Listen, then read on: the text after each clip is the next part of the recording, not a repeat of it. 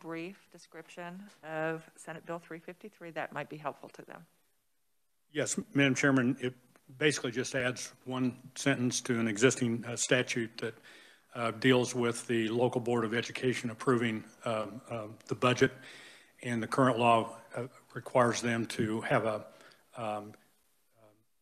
needs assessment for each classroom, and we just add that the budget shall allocate sufficient monies in a manner reasonably calculated such that all students may achieve the goals set forth in statute. Okay. Committee, are there any questions? Seeing none, is there any opposition to this bill introduction? Seeing none, thank you very much. Thank you, Madam Chairman. Introduced as a committee bill.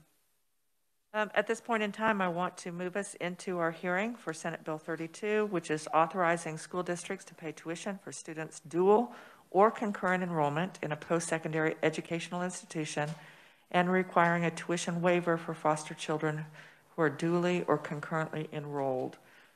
Our bill brief today is going to be by our reviser, Tamara Lawrence. Tamara, are you with us? Yes, Madam Chair. Wonderful. If you could step us through Senate Bill 32, please. Yes, thank you.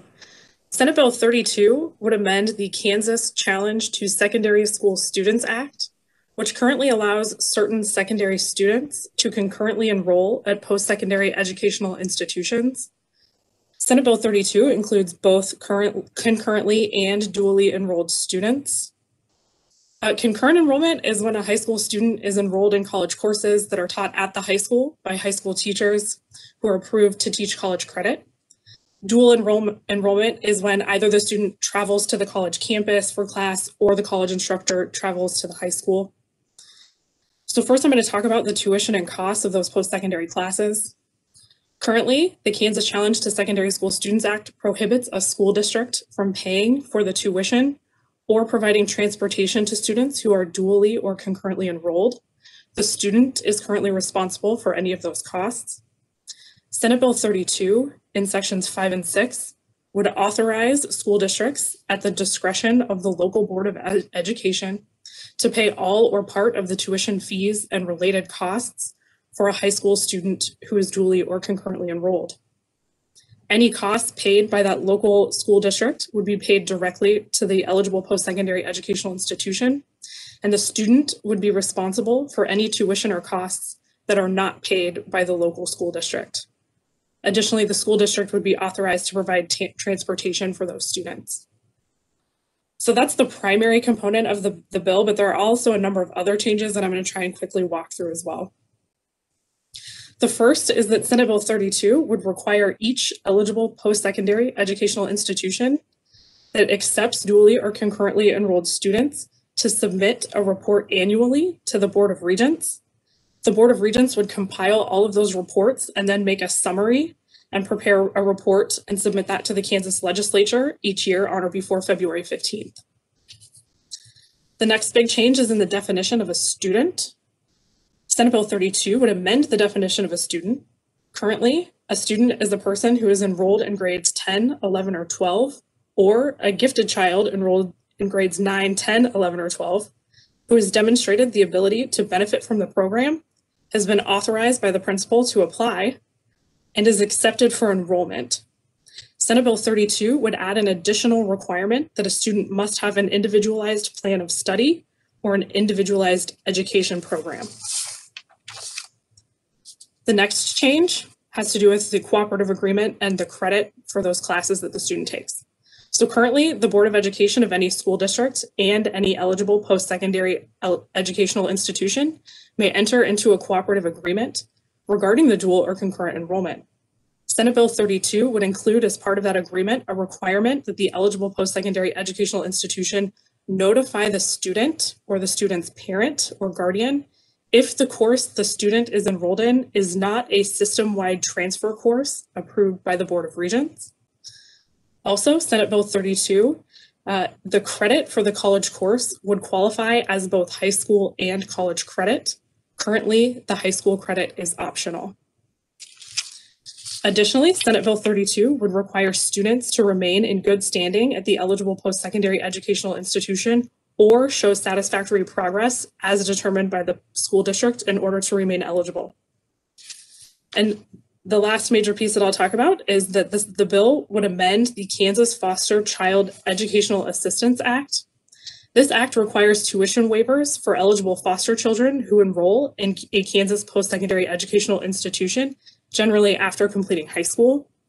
This bill would amend the definition of eligible foster child to waive the tuition of students who are dually or concurrently enrolled as part of this act and who are in the custody of the Secretary for Children and Families and in foster care placement at any time the child was enrolled in grades 9 through 12 of a school district.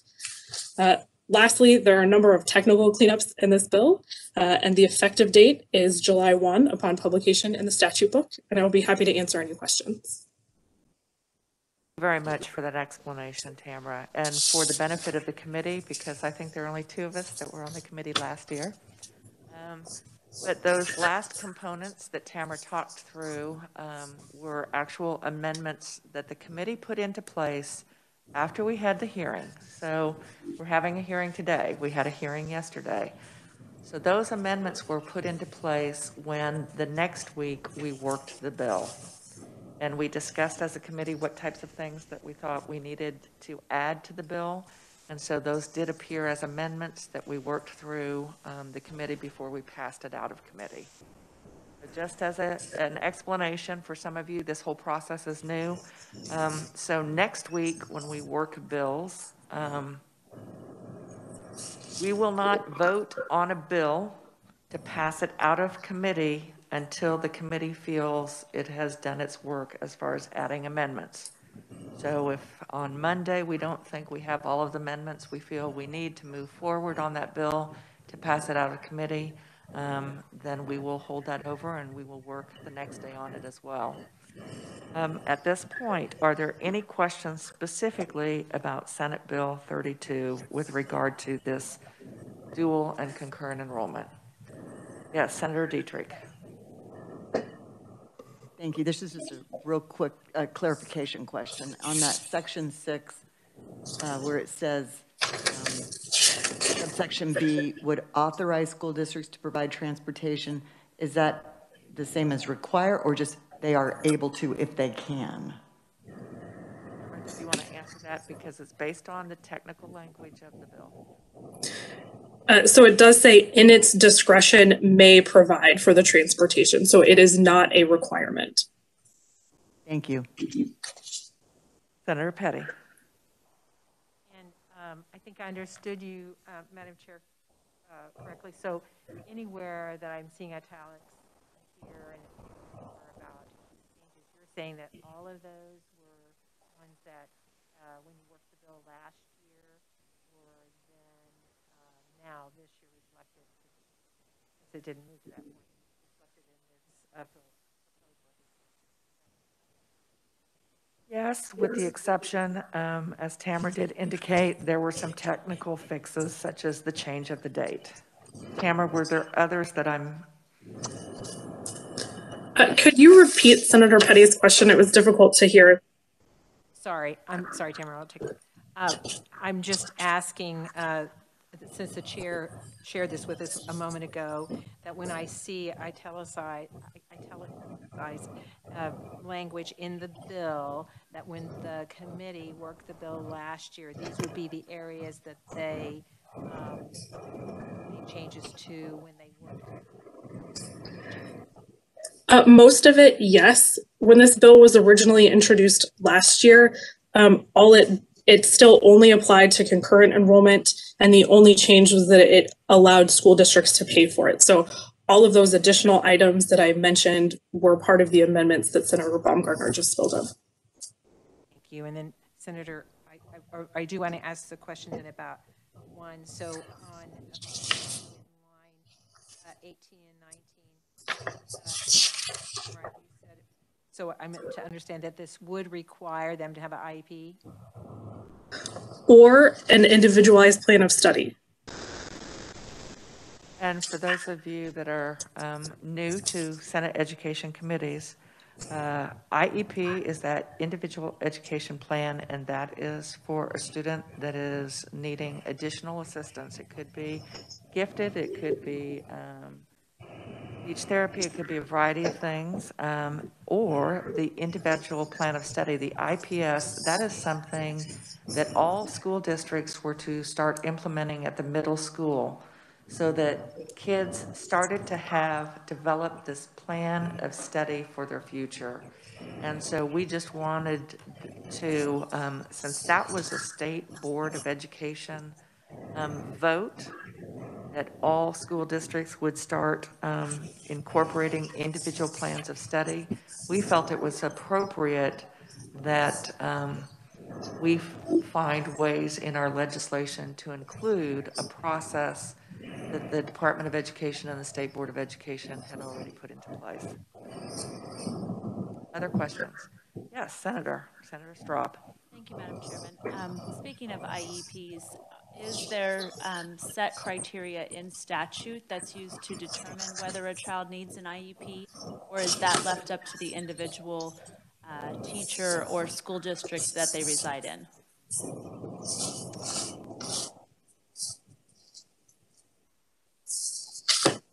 Well, I'm going to let Tamara.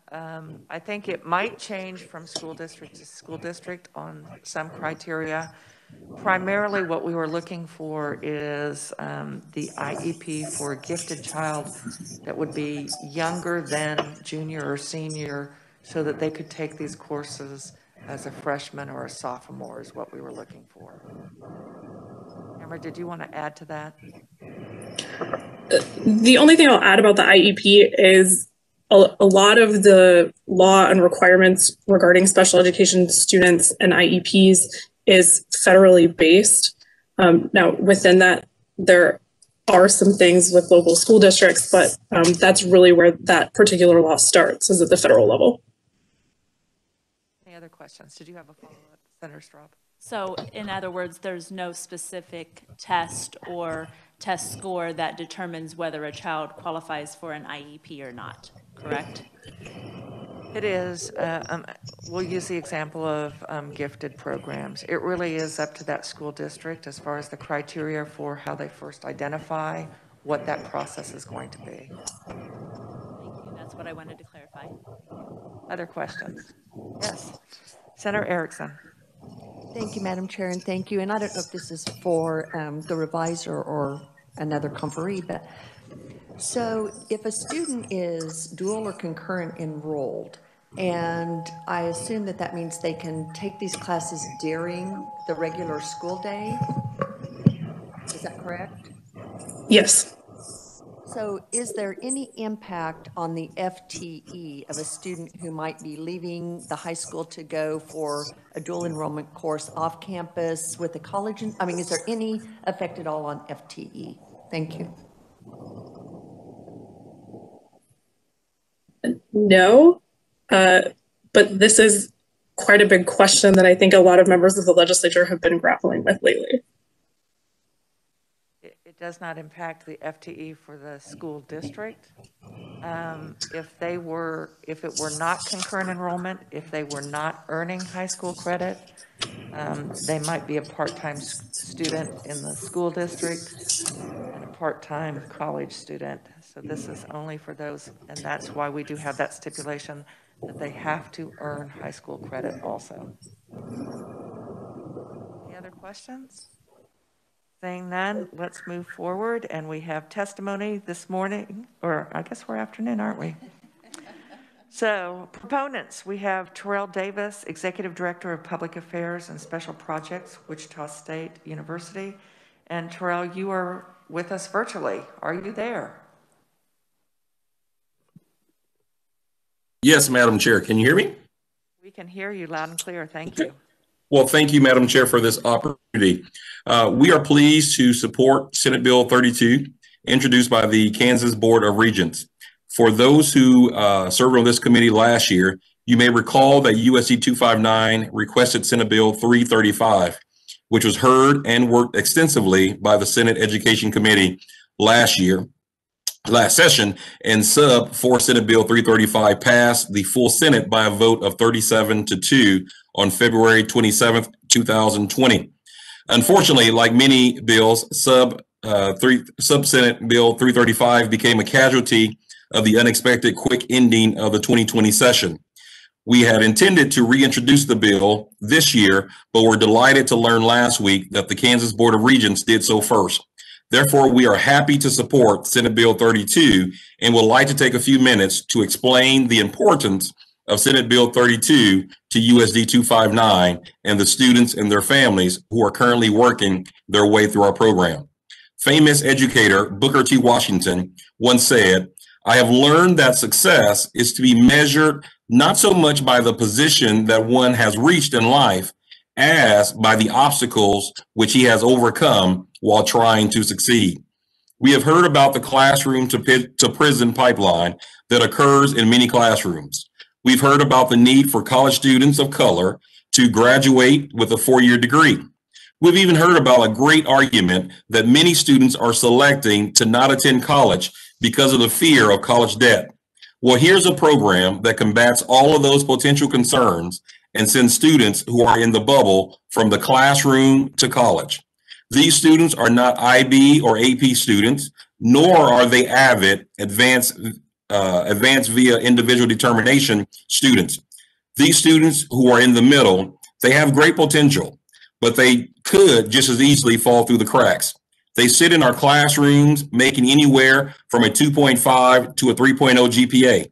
They get in trouble from time to time, not because they're bad kids, but because they're bored.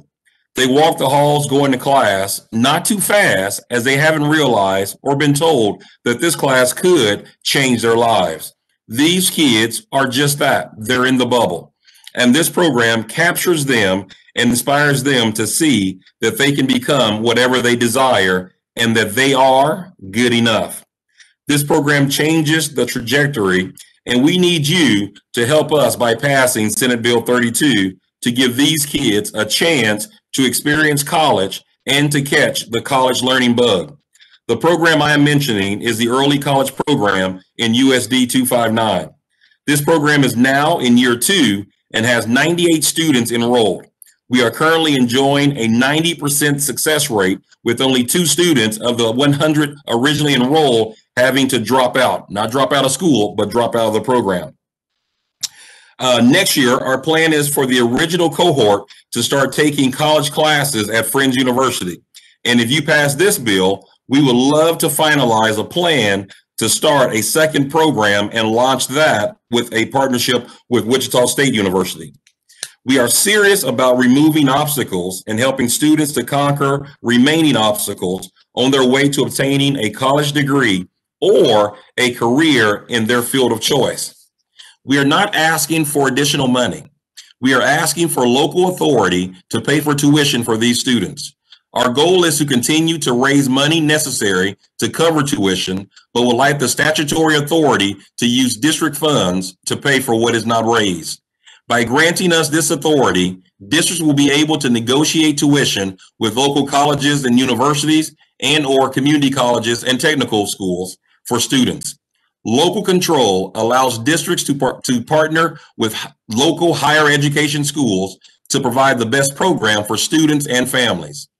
In closing, another great thought from educator Booker T. Washington is, if you want to lift yourself up, lift up someone else. As we look at lifting up our nation, our state, and our communities from the COVID-19 pandemic, we must look at lifting all students to the best they can be. Our superintendent always reminds us here in Wichita that public education is an economic driver. Here is an opportunity to improve the lives of students, their families, and our communities. We stand in support of Senate Bill 32 and stand ready for questions at the appropriate time. Thank you, Madam Chair. Thank you so much, Mr. Davis. Next up, we have Blake Flanders, Dr. Blake Flanders, President and CEO of Kansas Board of Regents. Thank you for being with us today. Thank you. Good afternoon, Chair Baumgardner and members of the committee. We once again support Senate Bill 32 that would allow qualified high school students in grades 10 to 12 to attend a post-secondary institution. In academic year 2020, we had over 15,000 students enrolled on average in 2 general education courses. And we know that we need more opportunity for these students to begin an early college career. Research compiled by the Education Commission of the States, as they look at a wealth of data, really suggests that students that participate in dual enrollment or concurrent enrollment are more likely to meet college readiness benchmarks, less likely to be placed into remedial English or math classes if they choose a post-secondary pathway.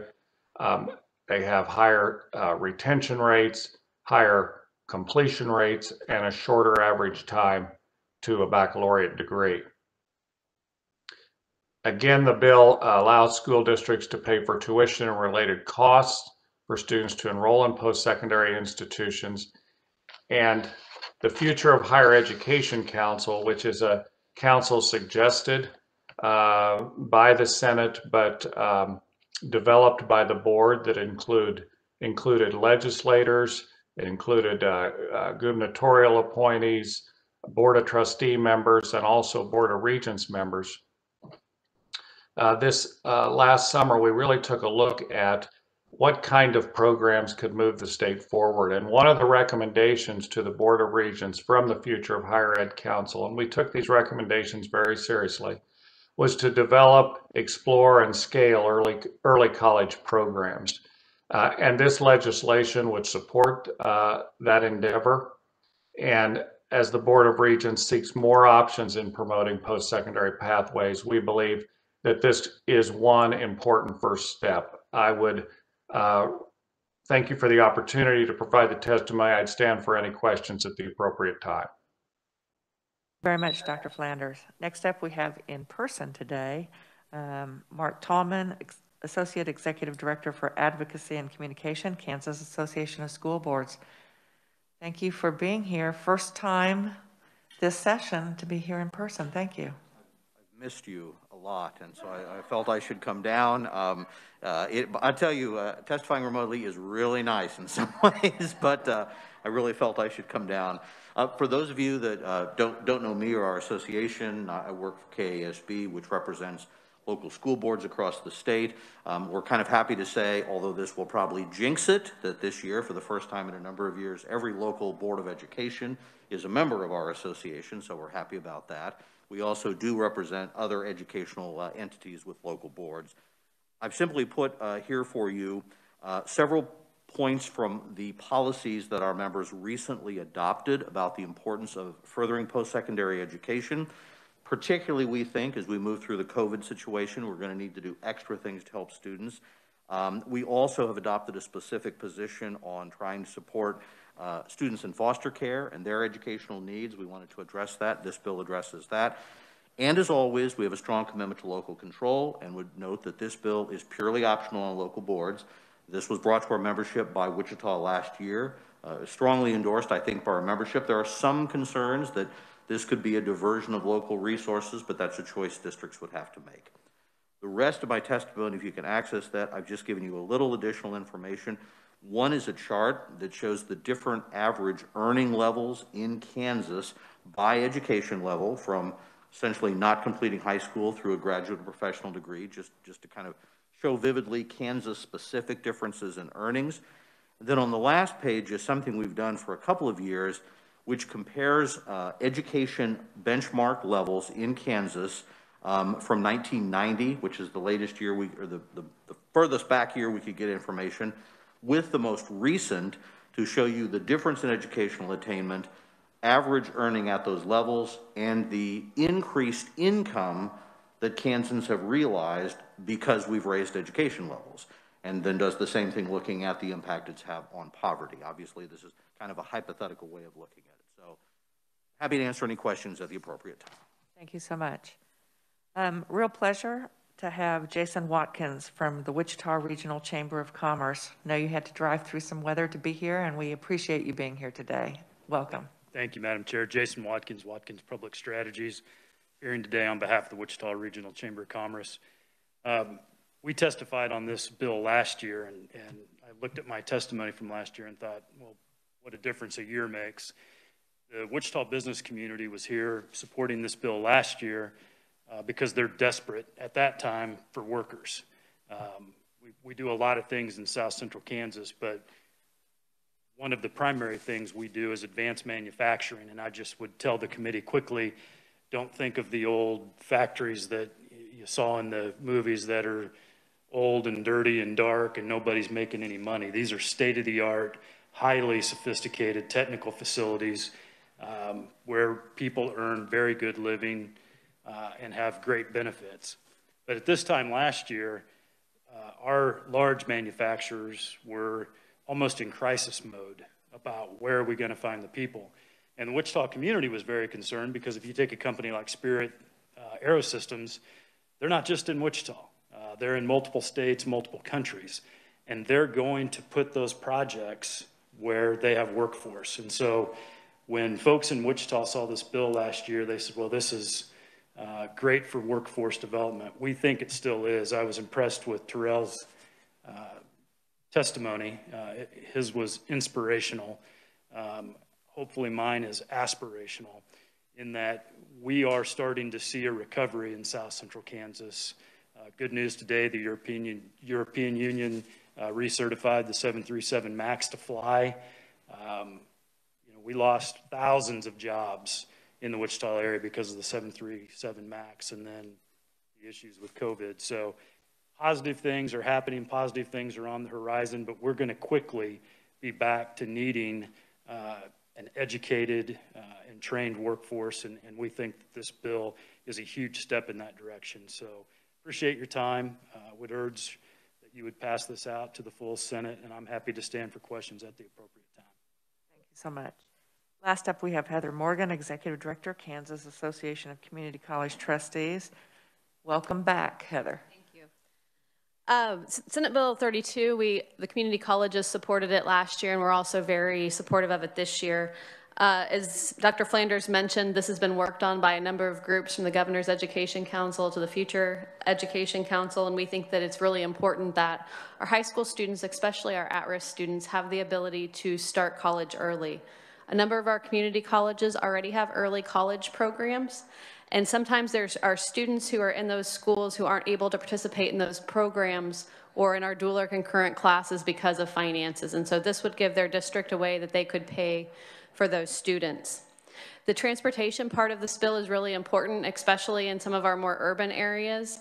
Transportation to our campuses for some of these classes is a challenge, and so we're happy to work with those districts. We could not have more acutely seen transportation and scheduling issues than we did this fall. And some of our colleges even volunteered to do transportation for districts who couldn't figure out how to get that done, just so that our students could make sure that they could take these classes and Senate Bill 155 classes. The foster care tuition waiver that's mentioned in here, for the people who are new to the committee, I just wanted to touch on that. That is a situation where our colleges waive the tuition for those students. So our colleges don't charge those students any tuition. And foster care students certainly need to have all the opportunities that a regular student would have, and this will give those districts that ability to make sure if they have a foster care student that these classes are appropriate for, that they can be paid. Two technical corrections I just wanted to bring to the attention to the committee. Our colleges are happy to talk with students when they enroll in these classes about transferability. We have a statewide transfer list. It's 108 courses now. We just added 8, I think, a couple weeks ago. We know pretty well about what transfers in the state. If it's in a statewide transfer course, it'll transfer to the university. It may not transfer into the student's individual course of study, but it will transfer. We thought it might be important to say in-state. We can certainly tell them if it's on the statewide transferability list, but thought it might be good if we really try to help that student, even if it's not on the statewide course transfer list, to know which Regent University or private school that it would transfer to. So just adding the word in-state. And then the other amendment I think is more substantive, and I think that it would be helpful to clarify it. So currently we have technical education classes that are not 155 Excel and CTE reimbursable. So this bill, as I read it, would not allow a district to pay for a technical education course, even if it was not SB 155 reimbursable eligible. So I think that that's don't think that's the bill's intent. And so to make that clarification, it's very complicated about what's reimbursable and what's not. So if we just say the district may not pay for a class that's qualified for SB 155 reimbursement, that would make it clear to all what is allowed and what is not. And I'll be happy to stand for questions at the appropriate time. Thank you very much.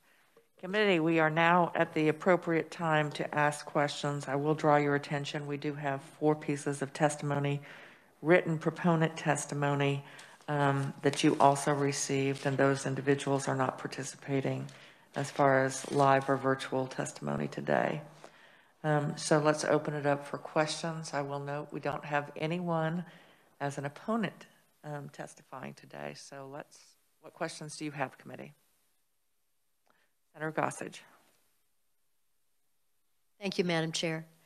My question is for anyone who can answer this, but I'm thinking about even though we're saying it's not using state funds, if I'm a school district and I'm going to start paying for these students to take these courses, those funds have to come from somewhere.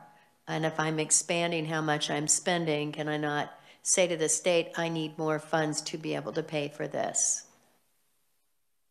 I don't know, is there someone that wants to address that? I see Mr. Taubman's ready to jump up. Senator, you're correct. School district funds are going to be a combination of state and locally raised dollars. And so if they're paying for this, a portion of those funds certainly could be seen to come from that district. It's going to have to be their choice about whether that's a priority that they want to use with their resources. I think right now districts are planning around the school finance bill that was put in effect several years ago that lays out the resources they're hoping and planning to have. They would have to make those choices. So, does that help? So it doesn't alter additional funds. It's the funds that the district has. And keep in mind, the language of the bill is such that the school district will negotiate a contract with the college or university. And the contract can be that the students will have to pay the tuition, or it could be the students will have to pay a portion, or the students don't have to pay any portion, and that the district would pay for it. So every school district, the administration and the board would have that opportunity to negotiate that contract with as many different institutions as they want to. Other questions? Senator Sykes. Thank you, Madam Chair. My question, I don't see Heather's testimony in my list. Do we have a copy of that? And does she have those specific amendments listed on her testimony? So we will have first, are you seeing that testimony in there from our committee assistant?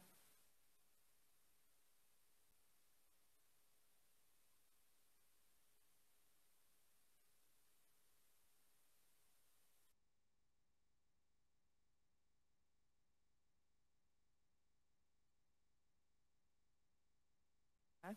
So committee, we will make sure that we will get Heather's testimony added. And Heather, can you go ahead and come up and answer that second question? The first amendment will be on page 3, line 27, where we would add the word "in state." And the second one would be on page 4, line 33, 34, to fix the language around Senate Bill 155. And it's in the testimony, so. Thank you for that clarification. You're welcome. If I may, yes. I just want to say thank you to Cindy for adapting to all of the new changes, and you are doing a yeoman's work, so thank you. We will make sure that that gets added. Yes, Senator Petty. I think Mark could answer this question.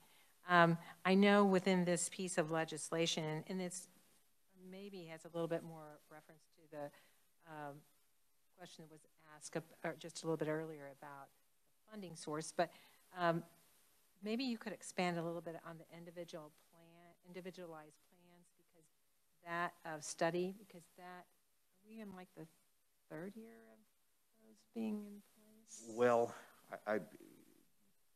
I think we may even be longer since the state board said this is the way they wanted to go. It has become more official, I guess you'd say. I'm not going to tell you that every district is maybe where we'd want them to be, and I think that may be why part of this committee's desire is to say, if you're going to do this, you need to get serious about it. So there is no legal requirement or definition of plans of study the way there is for IEPs under special education. It's something that each district is working on under the, and this is part of the accreditation process as well that districts are going through. That's one of the things they look at. How are you doing it? What's the quality of your program? So there's not a single uniform definition. It's something the board is supporting and trying to look at through their accreditation. Does that help? Yes, it does.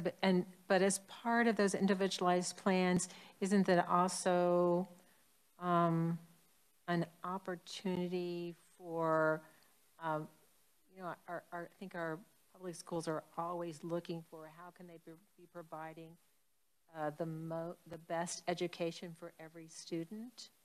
And so with their individualized plans, it looks at a broader picture of not just if you're in 9th grade, but that 9th grade may be more than the coursework that you're currently taking. And I would assume that this, you know, this legislation, and as the chairman spoke to the fact that it would allow the opportunity for students below the junior years. Did you say that earlier? The individual plan of study is supposed to be initiated in school districts at the middle school level, so starting 6th grade. But this legislation would allow a student that's not a junior or senior to also have the opportunity to take a concurrent or dual. They could, and that would only be with the IEP. Oh, that would only be with the IEP. Okay, thank you. The comment I think I would make is a lot of the reason for the plan of study idea is the concern that where we lose a lot of kids is they don't see the relevance of their educational program. And so the idea is if you can start sooner in talking to them, what are the kind of things you might want to do, not what you have to do. What are your goals? You have a better chance of then saying, well, if I want to achieve that, that's why I need to pay attention in math class. That's why I need to consider this particular course. And a part of it saying, to get where you want to go, an opportunity is to start, if your goal is going to involve some sort of post-secondary education, being able to get a start on that in high school not only keeps you more interested in high school, but starts you down that road. And so this has been expanding anyway. This would just remove what a lot of our members say has been a barrier. Because students, you're not eligible for financial aid if you haven't graduated from high school. So for many of our low-income students that want to participate in these programs, just the cost of tuition is a barrier. This program, which allows you to negotiate, which might affect the rate on one hand, but then say the district then has that opportunity to say, if we can and think we want to and it's appropriate to help some students with that cost, they have a chance to do it. Yes. Another question? All right, you can go to somebody else and come back. Well, I was simply going to ask Mr. Davis if he wanted to weigh in on that individual plan of study as to how that is working with your early college program. Yes, ma'am. Thank you, Madam Chair. And just as you stated, that when we look at our individual plans of study, we incorporate that and introduce that in the 6th grade, but we're also working with kids as early as 5th grade to start those career explorations of what they want to be when they grow up. And so we utilize a tool called Zello.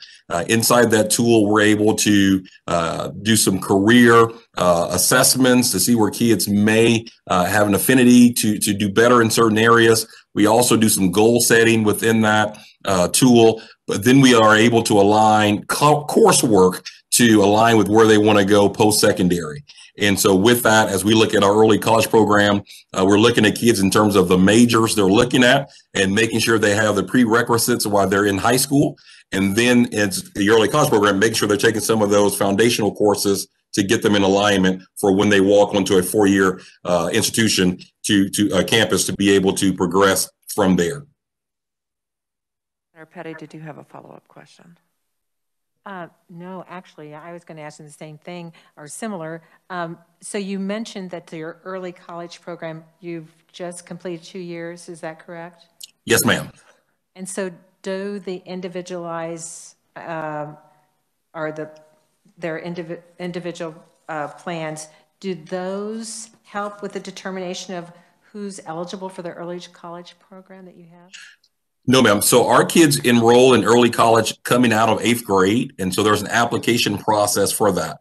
Where the individual plans of study really help is as the kids are planning that junior and senior year, if there are certain college classes that they're going to take, we're able to give them high school credit. And so it's really helping shape the schedule in terms of what kids are taking in terms of courses, as well as setting them up for summer school if they want to take certain classes, whether it be on the college campus in a dual enrollment piece or on the high school campus, say a government class to graduate early. They're able to have that plan in front of them and really think beyond just the 12th grade. Thank you. Thank you. Senator Straub. Thank you, Madam Chairman. I'm not sure who I should direct this question at, maybe Mark or Heather, but it seems that like the Senate Bill 155, the career and technical education courses are promoted more by certain school districts than others. And I guess my question is, what kind of state rollout kind of program did we have that that taught the guidance counselors or career and technical, or like college and career planning counselors to present this to the students? I think it's something they don't necessarily know about. How is that? I'll talk about this, and Mark was in the building at the time in this role, and he can talk about that. I was in another role in the building at the time.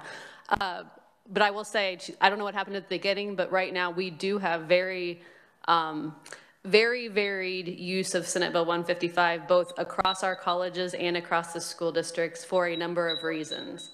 If a school district is a long way from one of our colleges, it's a transportation and logistical nightmare for scheduling. We do have a number of courses for 155 that are now online.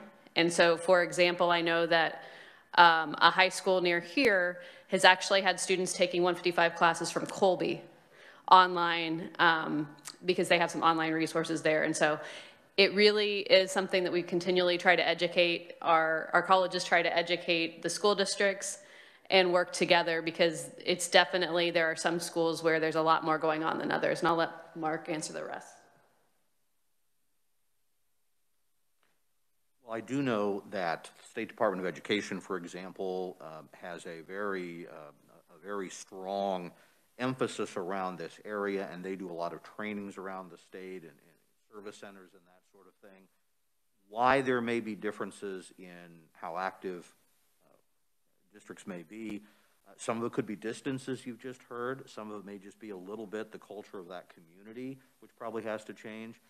I will say, particularly those new to the committee that are learning all the jargon and buzzwords, one of the things we talk a lot about is school redesign. And part of that issue is if you only look at high school as you go to a building for 6 hours a day for 50 minutes in each class, it's really hard to think of different ways to learn. And that makes it hard if you may have to go some distance to participate in a program like this. So, but people are so used to and comfortable with that those schools that are working in this area, how do you overcome the fact that for a lot of our kids, the system's working well. They're happy the way it is. So how do we figure out a way to keep doing what serves those kids, but have different opportunities for kids who maybe need to take a different approach? And I think just different boards, different communities are kind of at different levels of how they're starting to look at that. So I think that's why it isn't all happening at the same rate. But I think there's a lot of agreement that's the direction we need to move. I can assist with answering that question. Please do.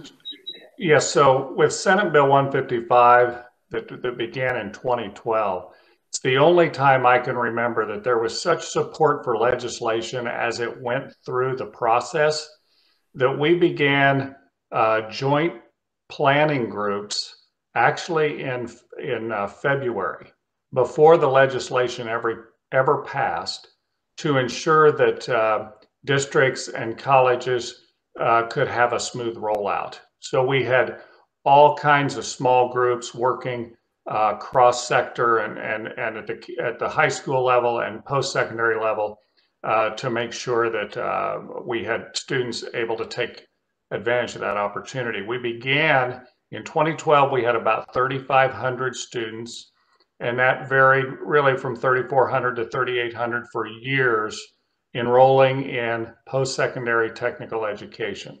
I think the last time, I don't have the numbers in front of me, but maybe we're over 13,000 now. So there's been some effect by the pandemic, but generally we've at least tripled, if not quadrupled those numbers.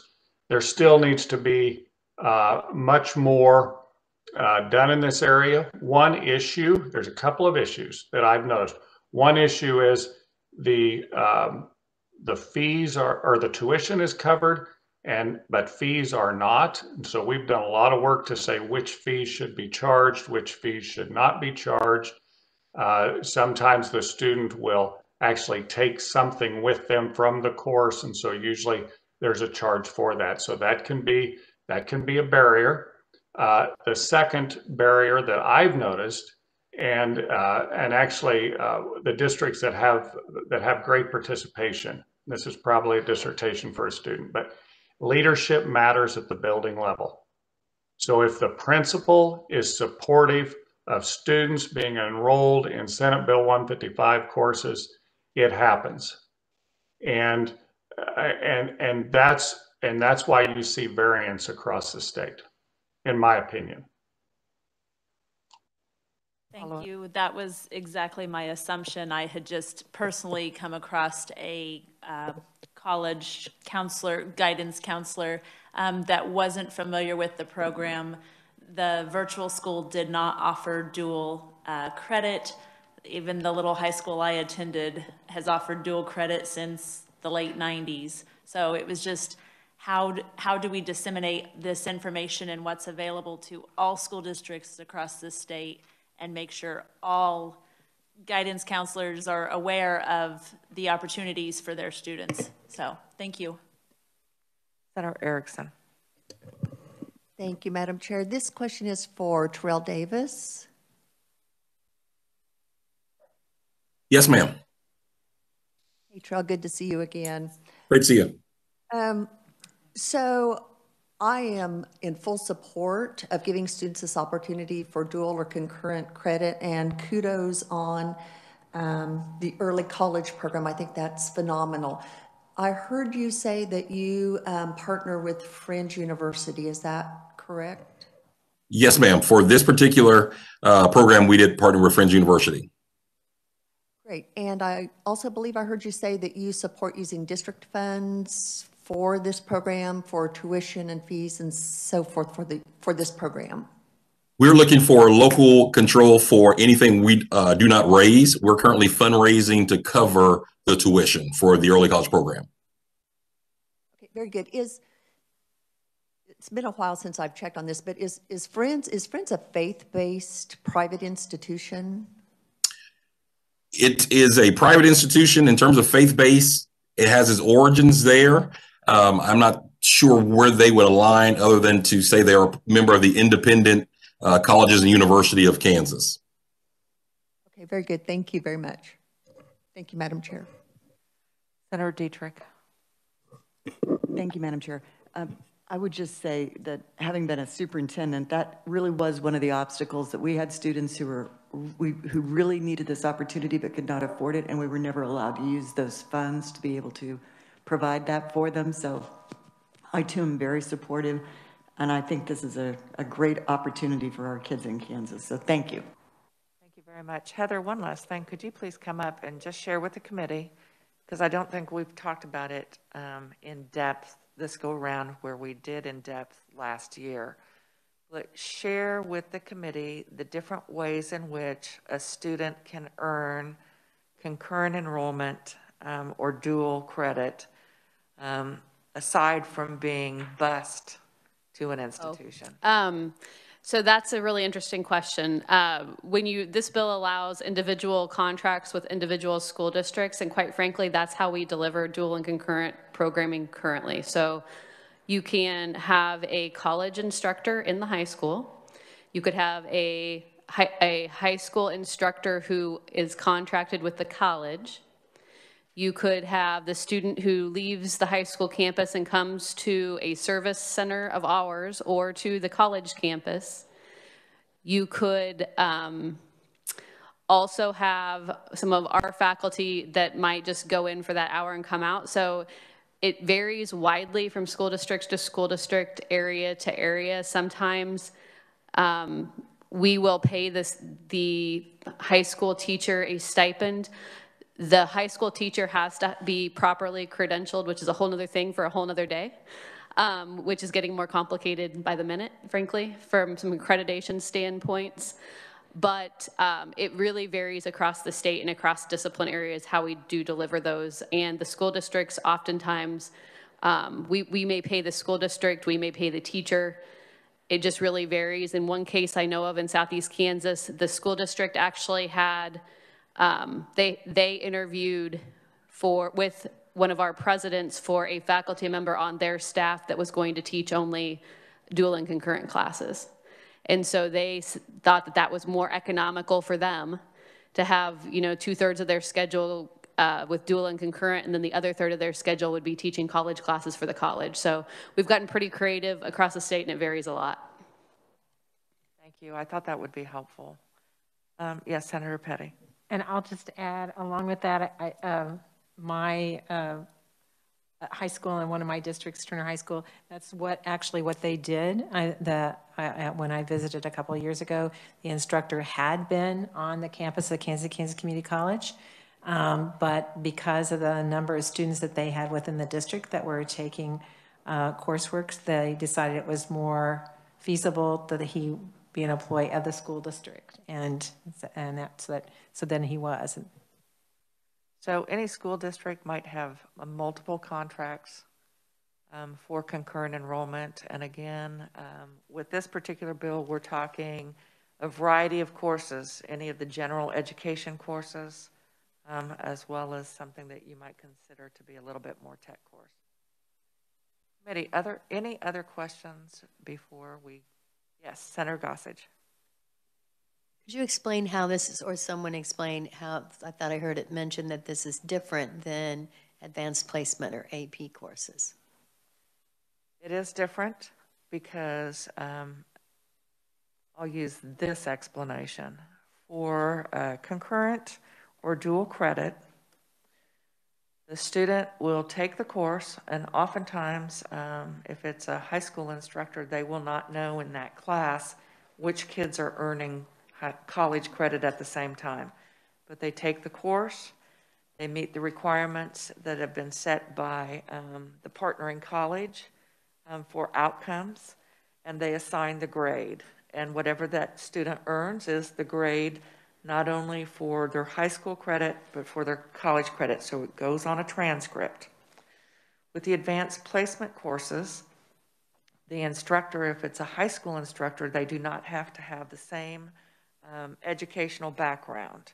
For a dual or concurrent credit, they have to meet the Higher Learning Commission accreditation standards, which means in that discipline area, they must have 18 hours in that discipline. So 18 graduate hours in that discipline area to be able to teach a concurrent enrollment course. An advanced placement instructor does not have to meet that same criteria, but the way in which the student earns their college credit is based on two things: how they score on the advanced placement test and what the college is willing to accept. Now, in the state of Kansas, I know that the Board of Regents spent quite a bit of time. It used to be that it depended on which university in the state of Kansas you attended as to which type of letter grade you would receive for college credit. And they worked to standardize that throughout the state, which is important. But you could take an advanced placement course, and if you didn't sit for the test, you would not earn college credit, or if you did not score well on the single test, you would not earn college credit. You will earn college credit in concurrent or dual enrollment if you pass the course. Other questions? Seeing none, I am going to close the hearing on Senate Bill 32, and I thank all of those that spoke as proponents today. Committee, we will be meeting tomorrow, and just so that you know, on Monday and for part of our session on Tuesday, we will be working bills that we have heard so far. If you are wanting to have amendments to any of the bills that we have had hearings on, you do need to contact either Tamara Lawrence or Nick Myers from the revisor's office. Let them know specifically what it is that you want for the amendment for which bill. And for those of you that are drafting amendments for the first time, when you work with the revisor, that work is confidential. It is up to you if you want to share with the committee before we work the bill what your amendments are. If you want to share them with me, that is up to you. The revisor will not share with me or any other member what those amendments are unless you choose to let folks know. So when we work that bill, I'll pull up a bill that we're going to work, and we will start with, are there any amendments? And if you have those, then our assistant, Cindy, will email them to you.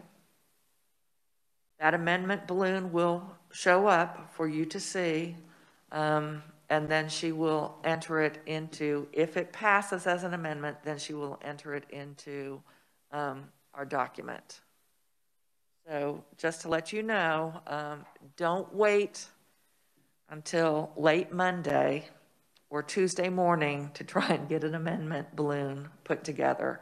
So start thinking of what amendments it is that you want for the bills, and please do contact the revisor. Senator Petty. Thank you, Madam Chair, because I really didn't think about this in the context of online now.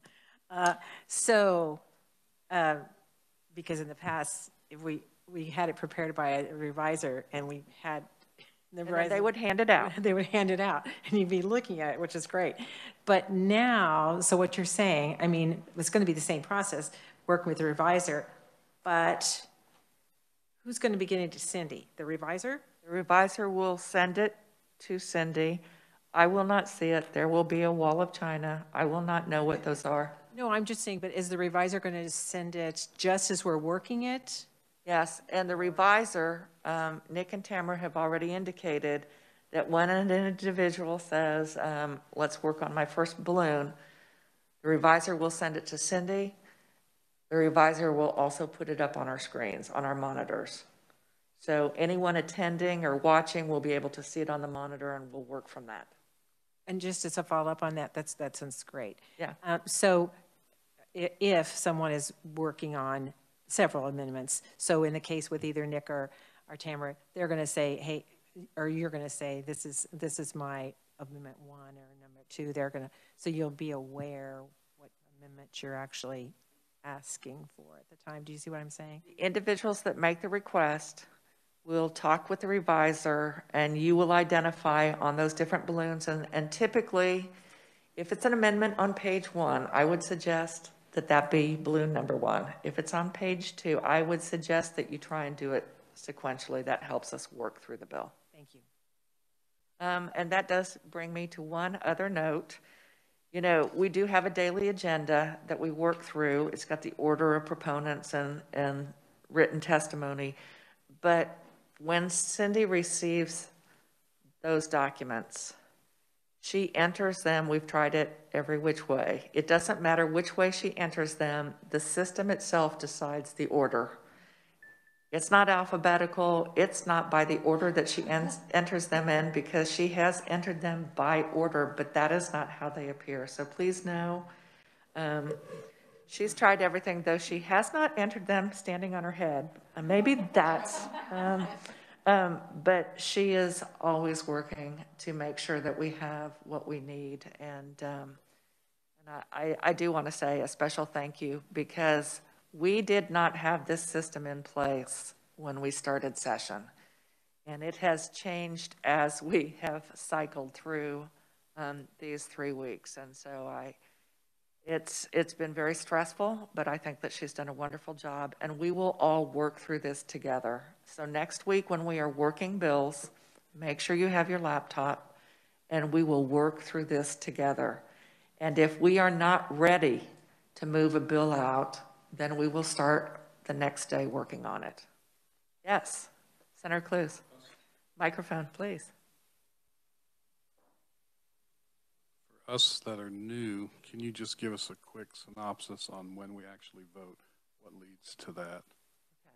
Okay. We will, I'm glad that we're having this discussion. And this is how I feel it's appropriate to run the meeting. But please, I want you to know other committees don't run their meetings necessarily this way. But I would say, for example, Tuesday afternoon, we are now going to begin work on Senate Bill 32, the one we just heard. Are there any questions about the bill? So that will give one more opportunity to touch base. The reviser will give us a brief summary of the bill. Then I will say, are there any amendments? And individuals will simply raise their hand. I will call on them, and they will say, I'd like to start with amendment, and it might be my amendment number 2, because perhaps someone else had an amendment that already addressed your amendment number 1, okay? So they will introduce that amendment. We refer to it as a balloon because though I've never really seen real square balloons, it's got a little rectangle around the language that we're going to enter in and change. So an individual will introduce that bill amendment. They will explain it. Then we will have discussion, and then we will vote as to whether we want to add that amendment to the bill. When we have taken that action, that's okay. Then I will ask, are there any more amendments? And we will just keep working through the amendments. At the point, so every time we will vote whether or not to add that amendment to the bill. When there are no further amendments to be added, because no one else raises their hand, then I will ask, do I have a motion to pass this bill out of committee? I will need a motion, and I will need a second. And then we will vote on it. And when we vote to pass it out of committee, that means it will then go to the Senate, and our Senate Majority Leader will determine when that bill will be raised above the line for us to have a floor debate and then vote on it as a body of the whole. So we will do that on each of the bills that we've had hearings on so far. Next week, we will also have hearings on new bills. So we are now doing this little rotation where we're working bills and we're going to continue to have hearings. So if the body, this committee, is not ready yet, like, well, I'm still not sure, you know, if I don't have a motion to move Senate Bill 32 out of committee because perhaps you feel we need some language on this particular issue, then we will hold it over until the next day if we are needing another or a different amendment to be drafted. I do not feel it serves us well to try and amend it on the floor. Occasionally we do have to make amendments on the floor because our revisers are always working on our bills. And someone might see the amendments that we added and they see that we need a technical fix. Maybe we need verb-noun agreement. And so if that's the occasion, then we will have that technical amendment on the floor. My preference is that we work to make it as solid as vetted a bill before we send it out. Senator Clues, does that answer your question, or do you have another question? What about as far as, this came up the other day in our caucus, on a committee that said they made a recommendation, but they didn't make the recommendation. Do you make a recommendation out of here? The motion, anytime a committee member can say, I make a motion, we pass this bill out favorably, we pass this bill out without recommendation, or we pass this bill out unfavorably. So whoever makes that initial motion, then we will wait to see if there's a second. If there's not a second, we'll wait to see if there's another motion. So every step of the way, and we will work to clarify in the process, and I do say this to every member. If you are not certain what we're voting on, even in committee, please signal to me. Sometimes I'm not seeing it, but certainly our vice chair is watching for it. Signal, we will stop. And if you need a point of information, point of clarification, we'll address it right there before we move forward. Are we all? Yes, Senator Petty. I just want to compliment the chair because it is a heavy lift. You know, some of us have been here for a little while, but it is a heavy lift for the process, and it won't always go.